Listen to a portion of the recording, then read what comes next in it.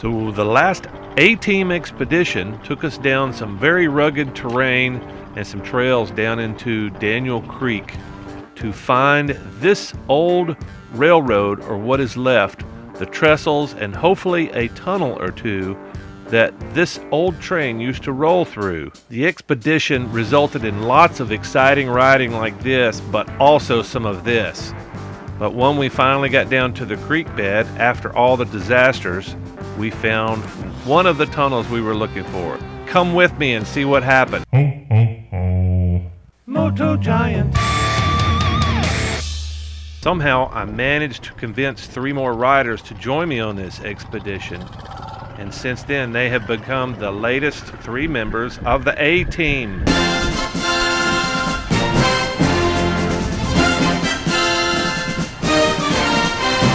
I did warn everyone that this was a fairly rugged trail, and I even provided a video of my last expedition down into the canyon. But to be fair, video really does not reflect the difficulty. You're going down hills like this and everything looks flat, and it's really hard to tell the difficulty, the level of skill that you're going to need to get down trails like this. And as a result, we had our first calamity on one of the downhills. Wasn't a really steep hill, but it was steep enough and covered up with large blocky chunks of rock that it caused some problems, as you will see here in a moment. And I try to give people the lines as I go down first, and maybe give them some ability to avoid some of the obstacles that I see. But like I said, not a terribly tricky hill, but it's just tricky enough with these blocks, and you will see one coming up right about here that El Habanero has some problems with. Expected him to have a lot of trouble because of your tires, but did you fall right on a rock? Yeah, you fell right here. Yeah. Well, I threw that one out of the way. Is that from that crash right there? I can't see. You got a bunch of threads showing. No, that's.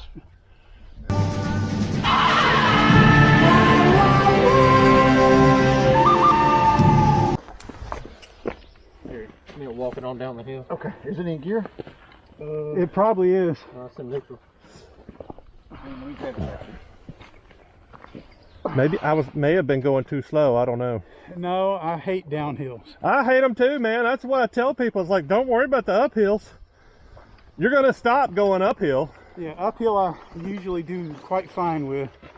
I've been telling people that for years. Like, shit, people take this for granted. It's like, no, you can die on a downhill. Oh, I believe.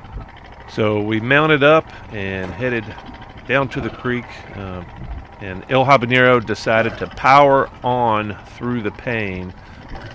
The next obstacle allows us to take a closer look at a newer team member and a rider that is new to dirt and adventure riding. Halfway down, let the brakes out.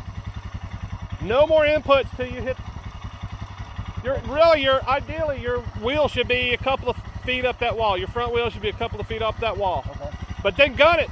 You don't want to stall it, gun it.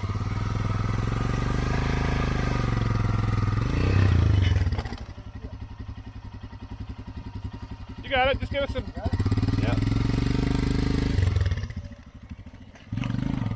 Woo!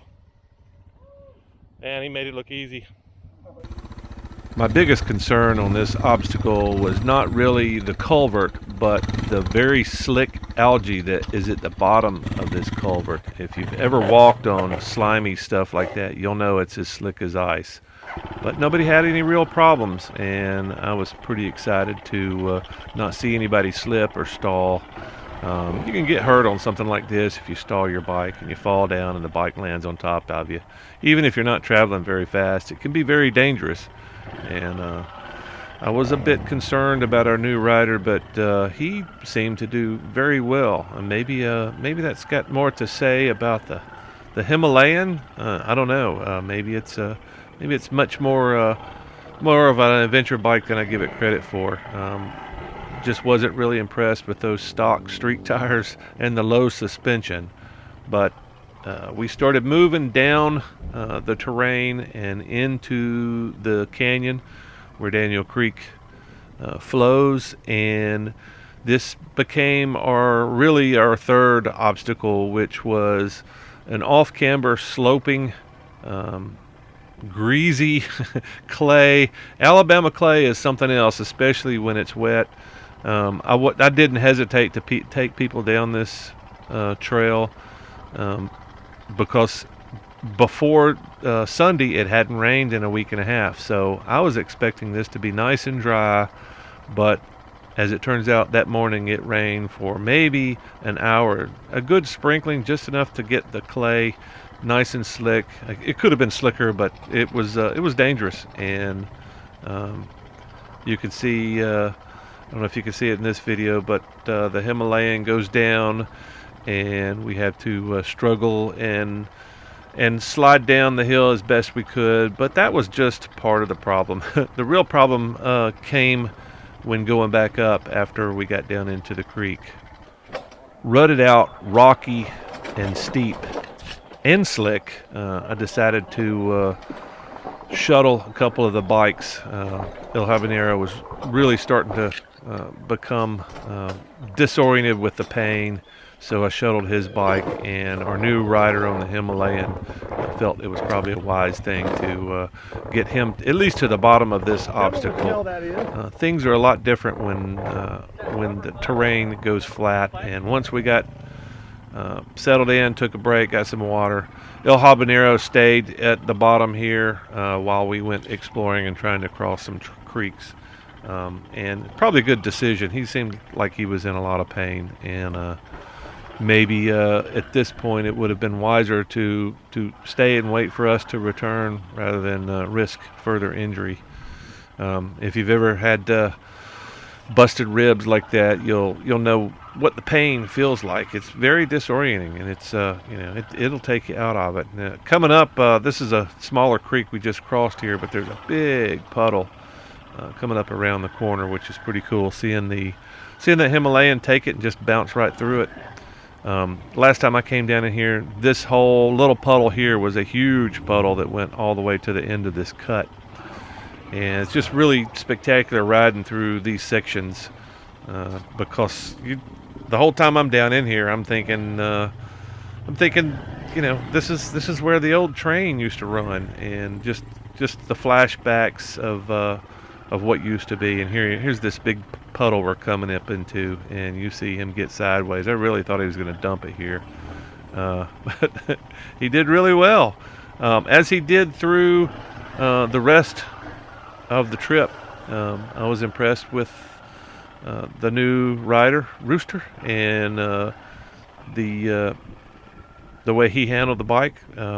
He has very little experience up until today, and I think it may be most of it's just a lack of confidence and maybe a little bit of an understanding of how to get around some of these obstacles. His biggest problem is the clearance issue. Besides the tires, those tires clog up with clay and get really slippery. And here we're coming up on our first creek crossing, and I really did not know what to expect, so I just gunned it.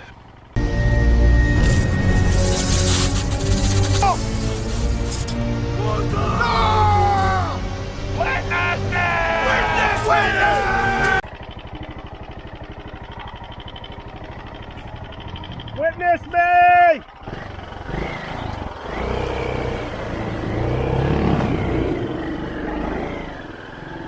As you can hear, the bike bogged down and sunk about a foot right towards the end and gave me concern about the Himalayan. It's pretty loose, but I would say stay right here.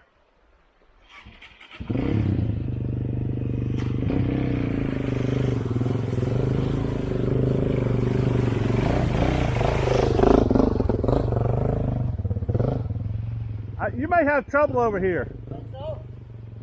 You ain't got no traction. Not true. It's up to you. Is that all like that? I would say, I mean, is it all like that over there? if I were you,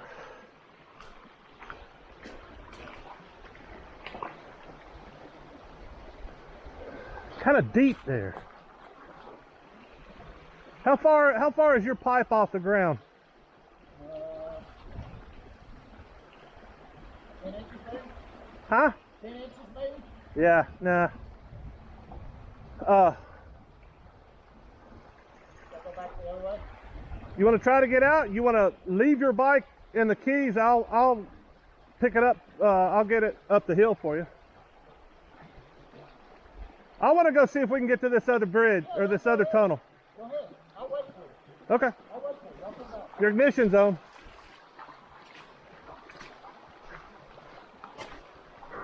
Yeah, it's a little bit more rugged. Oh, these stumps are awesome.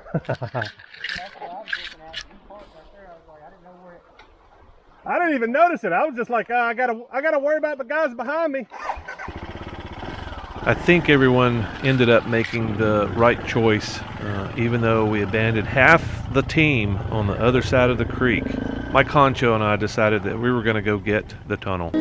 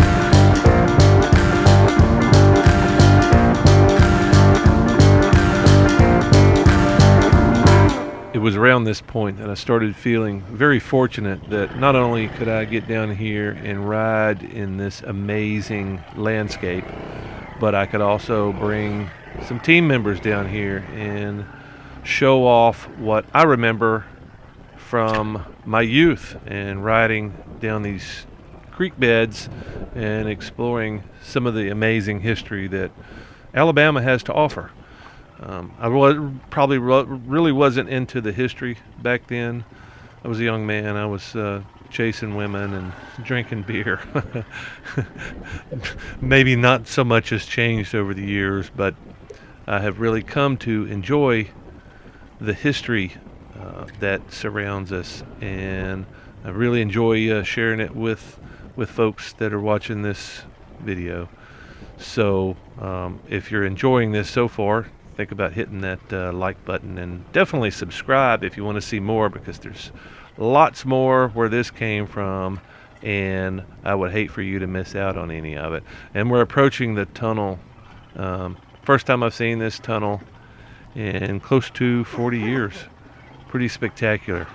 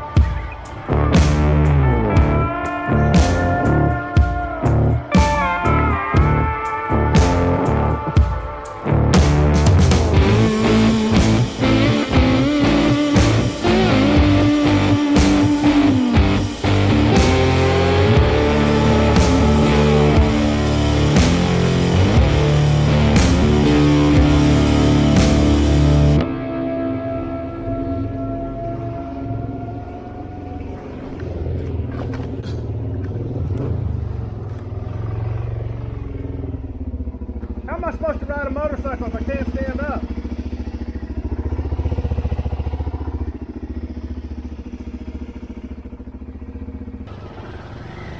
It was about this point when the guilt started sinking in, and Mike Honcho and I both decided to turn around and go rejoin the other half of the team, because we were having all the fun apparently. We even left them stranded several hundred yards away from each other, so they couldn't even sit and and talk amongst themselves. So as much fun as we were having, it was kind of clouded by the fact that we were missing half the team. But you know, exploration should have some flexibility like this, and I think definitely leaving Habanero back at the base of the hill was probably a good idea.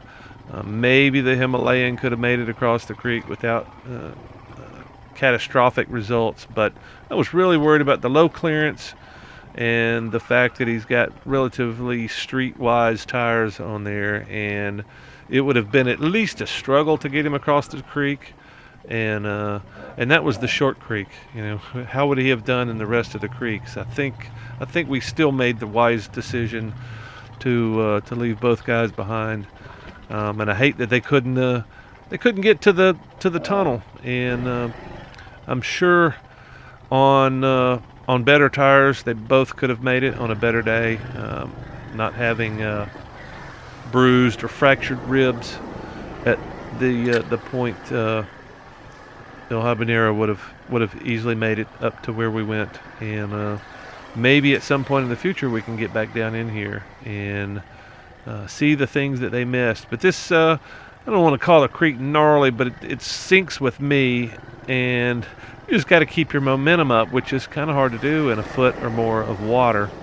But the opportunity to take everybody down in here was, I felt, well worth the risk.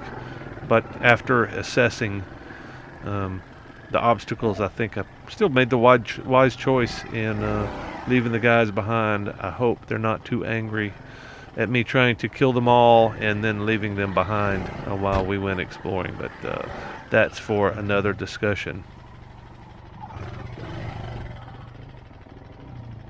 Witness me!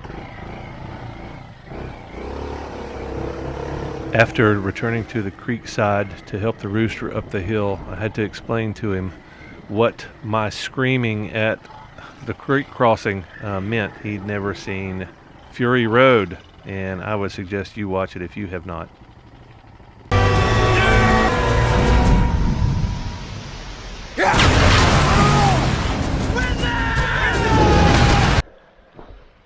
I'm gonna give you all my trail riding food today.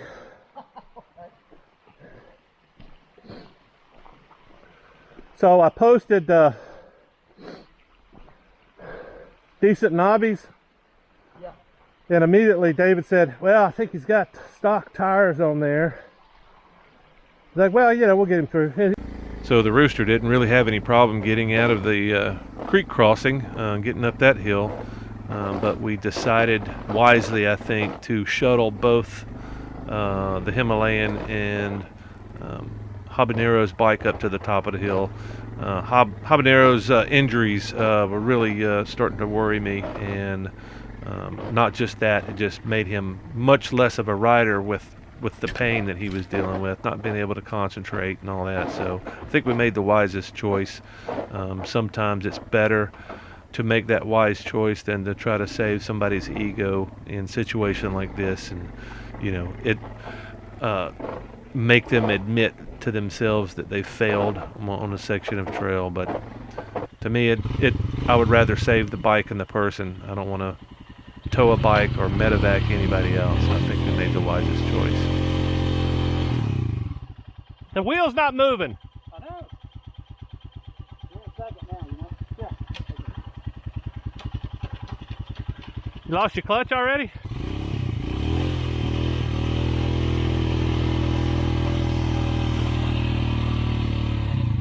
That is not good. I think you lost your clutch. Is that all you got on the clutch? Yeah. No, I mean, where's the adjuster? Shit. That first gear, I just left the clutch. I know, that's what I was watching. It's like, yeah, we got trouble. I don't think you got a clutch, man.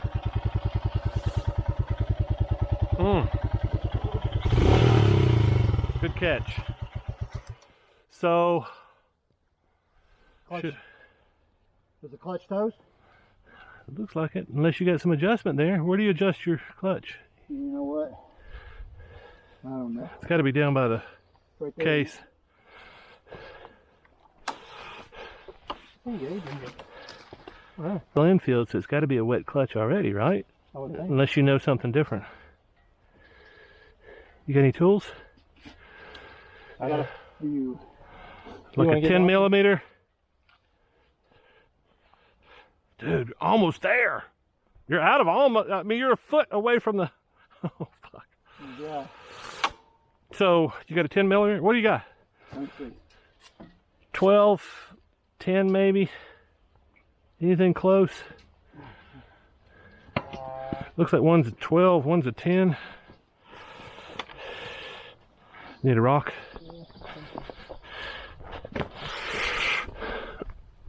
Try this. Try this. See if it'll fit up on there. Push it out of there. Stop moving backwards.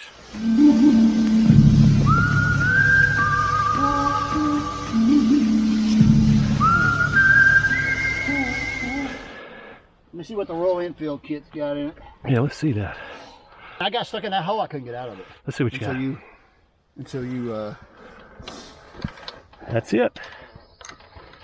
So we need to let this out, which means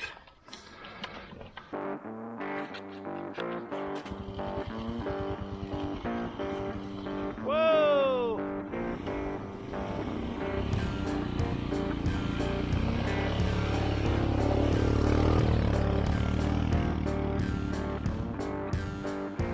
I mean, every time he would stop and make sure I wasn't going to die, he wasn't even breathing.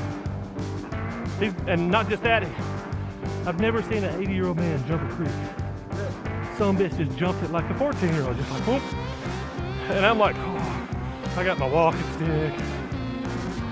Bottom line, the expedition was a wild success. Even though only half the team made it to tunnel number 3 and we never made it to tunnel number 2, it was still an amazing success. Hate that we had injuries and broken bike parts, but that's just part of the expedition, and comes to something like that's going to be expected on a rougher ride like this. Maybe there'll be more street-oriented rides in the future.